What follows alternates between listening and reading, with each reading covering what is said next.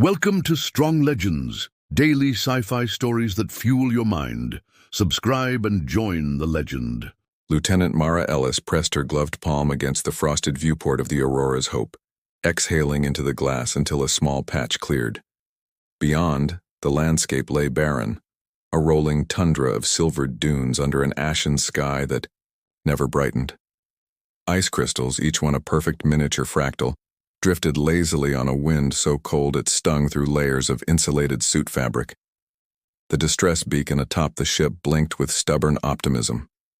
3 short flashes, a pause, 3 more. Its signal carried no warmth, only hope. Hope, however fragile, was all Mara had left. She checked the external temperature readout again, 196 degrees C.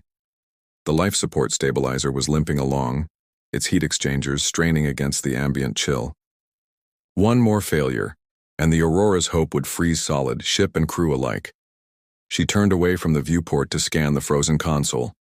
Her 3 remaining crewmates were in cryogenic stasis, incapacitated by the planet's brutal storms, during their crash landing. Repairs would have to wait until the weather calmed, or until someone answered her beacon. There was no other option. Then, on the edge of her vision, a flicker of movement. Mara paused, hand hovering over the hatch. Release. There. Elongated shapes, almost translucent, moving with a trembling grace across the ice. They looked like shards of broken crystal come to life, faceted limbs refracting the dim light into pale blue streaks. Sensor anomaly, she muttered, toggling the external scanners. The readings defied classification. No heat signature. Yet, something alive. Visual confirmation. She keyed the comm, voice steady despite her pounding pulse. This is Lieutenant Ellis of the Aurora's Hope. Identify yourselves. Silence, broken only by the groaning wind. The beings halted at the fringe of her floodlights, their bodies shimmering like ethereal smoke caught in a beam. Then, in unison, they pulsated, a gentle wave of azure light sweeping through their crystalline frames. Mara swallowed as her voice trembled. You're communicating? The blue pulses intensified into a rapid staccato, as if a heartbeat had been set to Morse code. Her translator algorithm, trained on thousands of galactic dialects, whirred through possibilities. Nothing matched. Still, she recognized need in the pattern, an urgent, cyclical plea. They're begging. She frowned, begging for what instinct and training warred in her mind. Any unknown life form was a risk. Any contact could be lethal. Yet she could not ignore the plea. With a measured breath, she overrode the safety locks and opened the external hatch. A blast of Arctic air slammed into her suit's heat regulators. She staggered, bracing herself against the threshold as hoarfrost sprayed across the interior lights. The beings drifted forward, drawn like moths to a distant warmth. They hovered just outside the glow of the vestibule, their edges dissolving into mist when struck by wind, then recomposing as they filtered back through the door's prism of light. Curiosity overcame caution. Mara stepped outside, boots crunching on brittle surface crusts. Her suit's temperature gauges screamed as she directed warmth from the suit's heater elements outward. A wave of heated air curled around her legs, carving a corridor in the swirling ice. The Uriashi, Mara had begun to think that might be what to call them, floated closer, drawn to the novelty of ambient heat, their fractured forms refracting, the glow into rainbows that danced across the ice. She held out her gloved hand. One of the smaller figures, no taller than a human child, drifted within touching distance. Its crystalline arm extended, the sharp facets shimmering like diamond. Fear spiked in Mara's chest, but she remained still. Slowly the creature touched her glove. The contact was weightless, a glimmer rather than pressure, and a soft tingle of warmth pulsed into its body. In response, its light brightened, then rippled through the group in a wave of gratitude. Breathless, Mara whispered, "You're cold. You need heat." More pulses, slower now, an acknowledgement. The Uriashi gathered around the hatch, their bodies coalescing into a swirling halo of blue-green light. Mara retreated inside and sealed the door, then rerouted emergency power to the deck's heating coils. The metal beneath her boots warmed, sending rivulets of melted frost toward the drains. She watched as the Uriashi pressed against the viewport, their bodies glowing more solidly in the newly gentle warmth. For the first time since the crash, her chest felt lighter. She had no idea what lay ahead, no guidebook for interspecies rescue on an ice world. But as the Uriashi clustered together, weaving their luminous forms in delicate arcs, she understood one truth clearly. Compassion was a powerful force, even in the coldest reaches of the void, and tonight it would be the difference between life and death. The oxygen recyclers hummed softly as Mara guided the Uriashi into the ship's central chamber. Here, away from the merciless winds, the temperature climbed to a bearable 10 degrees. It was still cold by any standard, but relative warmth coaxed forms from their crystalline haze. 3 smaller Uriashi settled on the reinforced deck plating, their facets dull and gray as though drained of light. Mara retrieved a portable thermal scanner and swept it across their bodies. Each registered, in the absurdly low range of 150 degree lying. She frowned, recalibrating the scanner to its coldest setting. No human organism could survive such temperatures. Yet these creatures thrived here in the void, sustained by something beyond her instrument's understanding. She set the scanner aside and activated the ship's rudimentary translation suite. The Uriashi pulses had a rhythm, a cyclical pattern repeating every 2.3 seconds. By mapping the intensity spikes, Mara's AI began to form a basic lexicon of symbols: hunger, home, light, warmth, star. With tentative keystrokes, she projected the first phrase onto a hollow display: I am cold. 2 of the Uriashi paused their pulsations, their crystalline structures refracting the hollow green text into shimmering patterns across the ceiling. Mara spoke aloud, voice firm. I am human. I have warmth. As she said warmth, she directed the display to highlight the word. The Uriashi responded with a single sustained glow, a tone so deep it resonated in her chest. The translator rushed to assemble the next phrase. Mara waited, tapping her boot against the metal floor. Minutes felt like hours. Finally, the hollow text shifted to, You need help? 3 distinct pulses answered, one after the other. Yes, home gone. The words hovered in midair, blinking like distant beacons. Mara's throat tightened. She envisioned their home, a world of living crystal spires, humming with starlight, now silent under an eternal frost. She tapped the display again. Tell me your story. The Uriashi clustered closer, their bodies assembling into a faint humanoid shape. In a flash of collective light, the hollow projector shimmered and a series of images flooded the chamber. A blazing star, a giant roiling orb of orange and white, its surface boiling with magnetic storms. Crystal towers, tall, translucent structures on a distant world, each edifice alive with internal refraction, casting prismatic rainbows across the sky. A cascade of shards, the sky blossoming into a frieze, the star's light dimming into a pale memory as jagged shards rained down upon the cities. Drifting silhouettes, Uriashi bodies floating through space, skeletal remains of ships and fragments of their world swirling around them like cosmic debris. Mara's heart ached at the vision. She reached out, touching the hollow image of the star. It pulsed beneath her fingertip, echoing the lonely cry of a world's last breath. The Uriashi pulses slowed, each beat a sorrowful lullaby. Quietly, she wiped a tear that her suit's visor captured in a tiny bead of water. You survived the collapse, she said softly. You've been wandering ever since. A single image remained. Point. The Uriashi formed a line of light that stretched beyond the chamber's far wall. On the hollow, a rudimentary map appeared. Coordinates, scrawled in the universal grid system, they pointed to a cluster of stars nearly 3 light-years distant. Mara studied the route. It passed by at least 2 temperate-class planets rumored to harbor microbial life, barely habitable, but a start. Their coordinates stitched together a fragile thread of hope.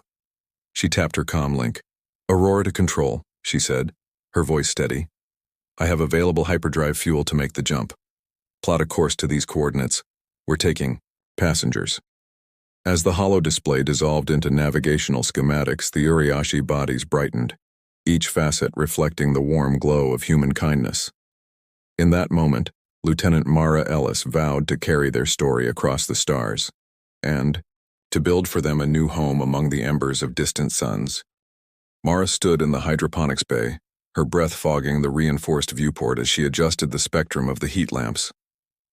Once a modest module of wilted sprouts and half-frozen algae, the bay had become her laboratory for salvation.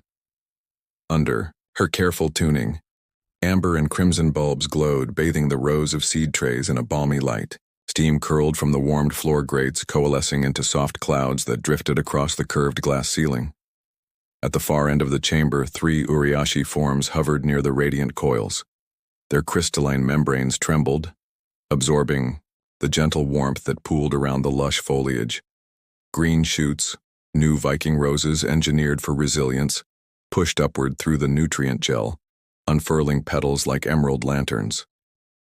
Mara smiled as one Uriashi reached out, its facet-edged limb brushing against a leaf. The contact sent ripples of light through its form, as though it could feel the pulse of life awakening in the living tissue.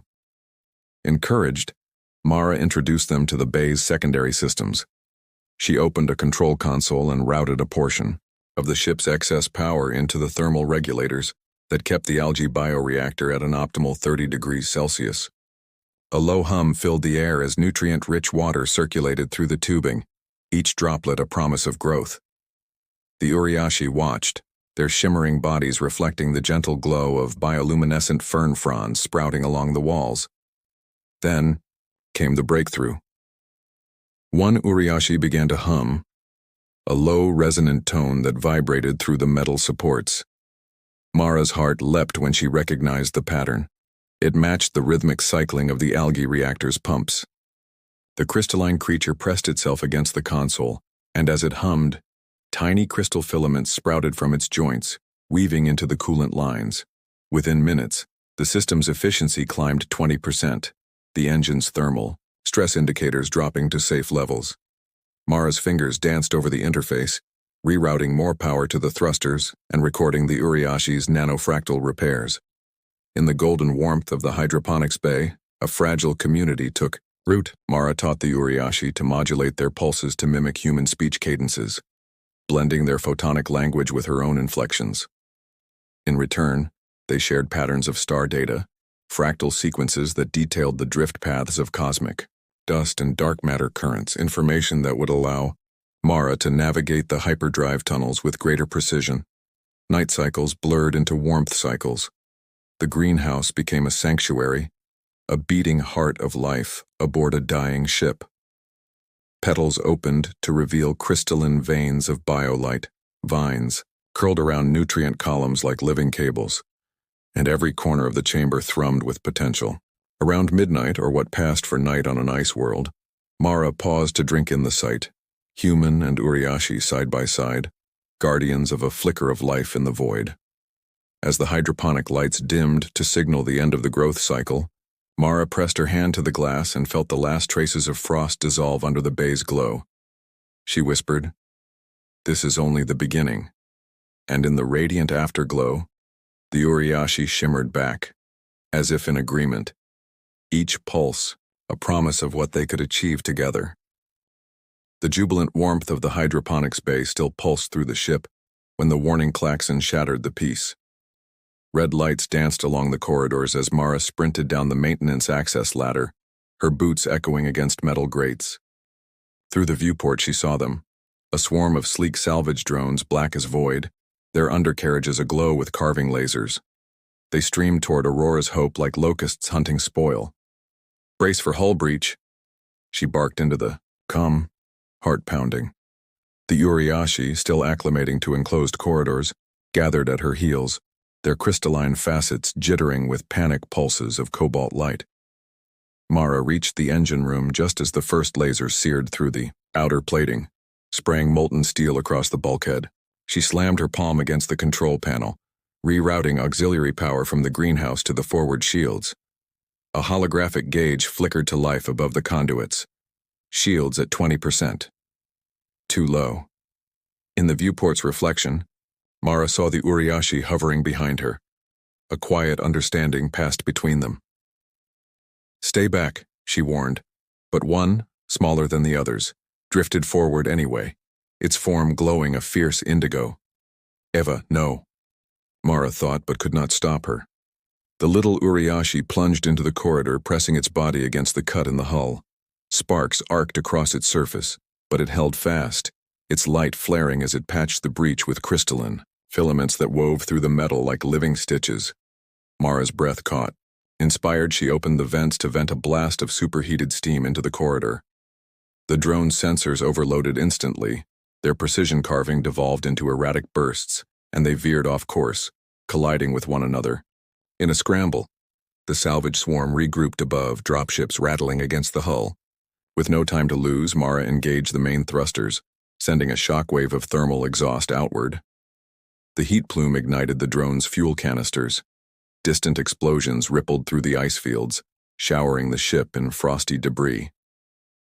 Metal groaned as the hull buckled, but the reinforced plating held. Inside, the Uriashi returned, their bodies dimmed but intact. Mara knelt beside the smallest, gently placing her hand against its faceted shoulder. It trembled, then pulsed softly, a heartbeat of gratitude. "Thank you," she whispered, voice thick. She tapped a button on the console. "Plot escape vector, full burn. We're leaving this ice prison for good." As the engines roared to life, the greenhouse lights blinked on, illuminating the thrumming power cores. Vines swayed, petals glowed, and even the algae bioreactor seemed to pulse in solidarity. The Uriashi clustered around the reactor's viewport, their lights intertwining in an ecstatic dance. Mara set the course for Nirvana 7. Through the viewport, she watched the ice world recede, a frozen grave reclaimed by the void. For a moment she allowed herself to grieve for the Uriashi's lost home and for the Aurora's Hope's shattered hull. Then she exhaled, straightened her spine, and faced the new warmth burgeoning in the hydroponics bay. "We survived," she said, more to herself than to anyone else. The Uriashi's collective glow brightened at her words, and in that radiance Mara saw not just survivors but a family forged in frost and fire, ready to seek a home where they could thaw their hearts forever. The gravity of Nirvana 7 settled around the Aurora's Hope like a gentle embrace. As the airlock hissed open, Mara felt a rush of warmth richer than any reactor exhaust.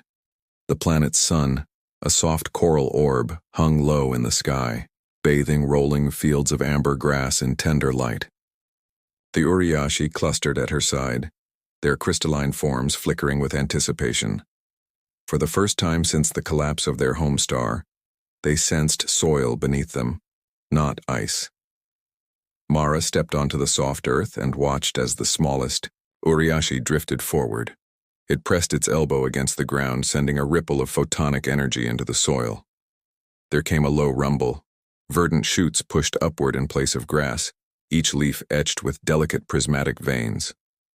Other Uriashi joined, pulsating in harmonic patterns that coaxed seeds from Mara's pack into germination. Within moments, emerald saplings unfurled, their bioluminescent tendrils weaving through the native flora, infusing the clearing with gentle, pulsing light. As twilight deepened, Mara and the Uriashi set to work erecting their first shelter. They used crystalline shards harvested from the nearby riverbanks, stones smoothed by centuries of water, to fashion a dome that glowed from within. Under the gentle guidance of the Uriashi's fractal architecture, the dome grew organically.